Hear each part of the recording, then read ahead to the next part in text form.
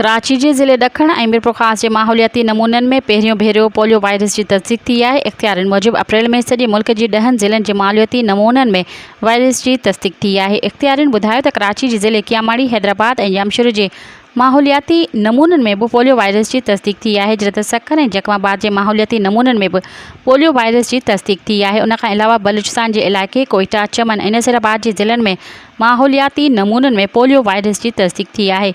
यादि रहे त पाकिस्तान में हलंदड़ साल हींअर ताईं 33 ज़िलनि जे माहौलियाती नमूननि में पोलियो वायरस मिली चुको आहे। पाकिस्तान में हलंदड़ साल हिन वक़्त ताईं पोलियो जा 2 केस साम्हूं आया आहिनि। मज़ीद ख़बरनि ऐं तफ़सीलात लाइ विज़िट कयो असांजी वेबसाइट www.awamiNewsHD.com ऐं ॾिसंदा रहो अवामी न्यूज़ HD।